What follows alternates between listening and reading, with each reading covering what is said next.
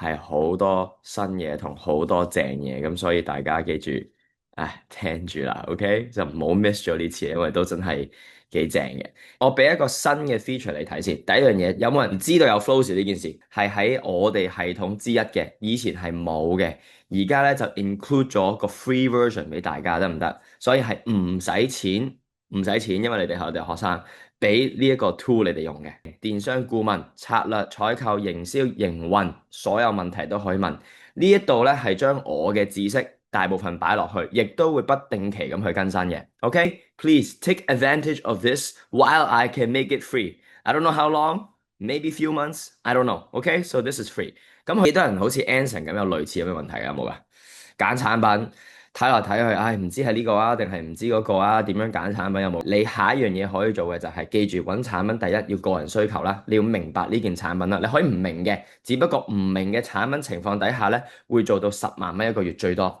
當你明呢件產品咧，就由10萬做到過8萬。我哋好多學生都係 kick 喺10萬個位嘅，得唔得？就係因為佢唔明件產品，但係唔緊要，0至10萬都係好好啦，係咪？OK，好啦，咁所以咧揀完產品。其實你會睇我哋嘅影片內容，如果大家覺得亂嘅，正常。我同你講點解你會覺得亂？因為今時今日我叫你炒碟河粉、蒸條魚，可能你又哇又要刨魚鱗啊，又要攞腸，哇好多嘢同一時間發生嘅時候，你 handle 唔到。所以記住咧，當我哋係做電商，第一揀件產品啦，我會建議大家揀產品睇翻我影片係有 formula 嘅，右下角呢一個位，我哋叫 Flows Assistant，睇到嘛？大家都。OK，好啦，咁 Flows Assistant 可以做啲咩？例如第一個係點樣揾爆款產品，幫我定價策略，點樣去投放 Facebook 廣告，幫我計劃我嘅營銷策劃，清唔清晰？即係呢度咧就會答晒你所有關於呢個問題，點樣去揾爆款產品啊？點樣可以用到 Flows 啊？點樣可以去解答你正常嘅問題啦？見面都出咗嚟啦，OK？點樣去揾爆款產品？第一，佢教晒你每一個步驟，係咪？就呢件產品。成本低點樣樣？優點係咩？剛需產品，OK？用電腦引用頸痛係嘛？令到頸痛一定有知名度啦，OK？功能明確啦，得唔得啊？New York 嘅消化力強啦，有咩缺點啊？太重啦，你成個物流成本係唔 make sense 噶啦。會開始將好多呢啲嘢咧，我嘅知識慢慢去 upgrade 下。如果有少少問題，千祈唔好怪我，我會盡量 upgrade。覺得有用嘅，以後產品你想問我嘅。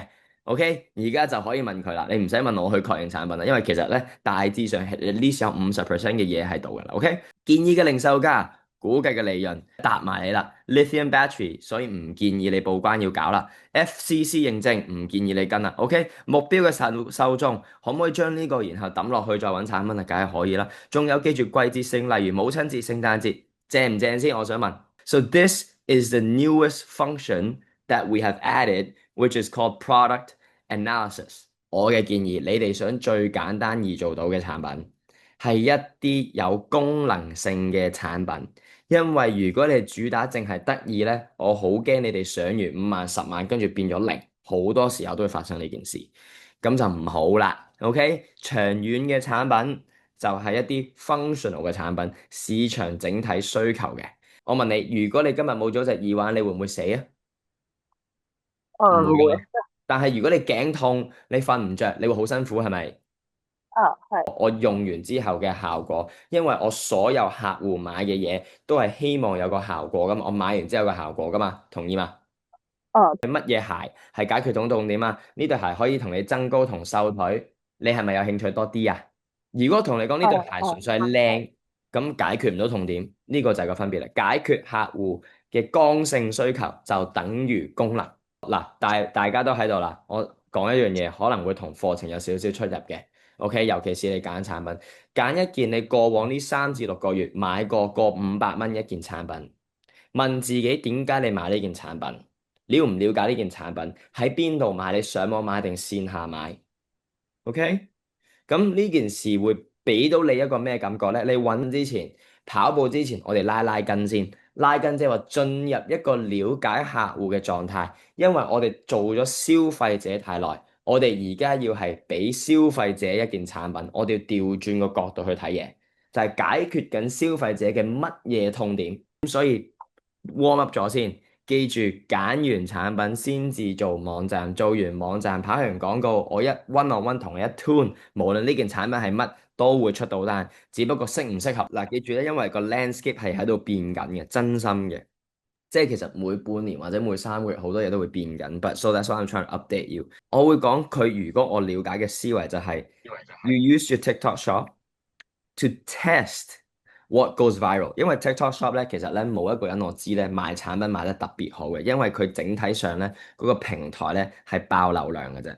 So 你會將個 TikTok 嘢啦，或者將啲流量抌咗上 TikTok。So when TikTok goes viral，你見到數據，你見到單，但係你 TikTok 係拉佢落去 Shopify 嘅喎，咁跟住之後咧，你就攞翻同一個內容咧，擺喺 Shopify 去跑單，或者擺喺 Facebook 去跑單。Does that make sense？嗯嗯即係等於佢已經 validate 咗啦，你咪將呢件產品抌落去 Facebook 咯，same idea。TikTok 嘅性質只係諗呢件事會爆流量，單價非常之低，賣唔到產品嘅，就算過百億嗰啲公司都唔係靠 TikTok 賣產品嘅，TikTok 係揾唔到錢嘅，大家。再用嚟試下嗰個產品有冇人有興趣。Yes，因為佢最容易試到。哦，嚟講就係用 TikTok 去 verify 流量，verify 市場需求，然後 OK 啦，直情 crop 咗條片抌落 Facebook 就會有單咯。我哋有啲學生都係咁做嘅。我嘅年代咧，我係冇乜 Facebook 呢啲咁嘅 band 嘅，但係因為今時今日咧，太多人想湧我上去啊，所以好多騙案都係靠嗰啲嘅嘢去跑啦。咁所以點解佢哋好容易 ban？係 credit card 問題啦，可能有人 hack 咗你戶口問題啦，可能你連咗你自己私人嘅戶口，你之前啲私人戶口做嗰啲 Facebook 唔中意做嘅嘢啦。第一，千祈唔好用 Google Ads。Google Ads 當我一個月100萬嘅廣告費。只係20% 落 Google Ads，80% 落 Facebook。即係如果你 Facebook 冇80% 嘅 budget，你唔會落 Google Ads。而落 Google Ads，如果你一個月冇翻3000蚊咧，你唔會落嘅。咁即係話你要將3000蚊乘以 whatever，咁你先知你要使咗幾多錢。我當10倍先啦，即係你起碼使2萬零蚊一個月 on Facebook，你先好諗 Google。我建議咧，首先就係開多個戶口，OK，慢慢開。可能你要用一部新嘅電腦又好，因為佢會連到嘅，即係譬如你呢部電腦，你開過一個戶口，你即刻開咧，即刻 ban 嘅，因為佢會話哦，你同一個電腦，即係多數同一個人，咁即係你可能用唔同嘅 WiFi，用啲唔同嘅 VPN 啊，開咗個戶口先，開完個戶口擺到一陣，當一個真人 post 下相，我唔理你 post 啲乜，OK，睇下其他嘢，跟住先再隔多2日再開多個 business account，慢慢嚟，同埋跑廣告嘅時候咧，make sure 係冇犯規得唔得？OK，如果個人咧身家唔多我一個零咧，我係唔會同佢講電話嘅。雖然我大家知唔中意呢件事，我以前係全部都一律係咁嘅，因為點解？我要自己上進，我唔會同一個譬如我跑緊10萬，我唔會同一個跑緊10萬嘅人傾偈嘅，我會同100萬嘅傾偈，100萬嘅時候同1000萬傾偈，我永遠向上去抄，得唔嗯得？呢個就係我送俾你哋嘅思維啦，即係慢慢將個底層產品市場琢磨咗。當你自己開始見到件產品嘅時候咧，你點樣為之對呢件產品做得到？你話 fuck，I need this product，點解冇嘅？呢個位置就係最好嘅產品啦。即係講你覺得直覺有得做就啱噶啦。而如果你覺得直覺冇得做，得一個原因，因為你第一淨係追錢，第二你唔了解件產品，第三你唔知呢件產品我嚟做乜，咁多數都係諗嘅，得唔得？所以你嘅知識與格局，如果你思維未到，你停止學習，你嘅收入100%會停止。咁記住咧，創業呢條路咧唔係一條直路嚟嘅。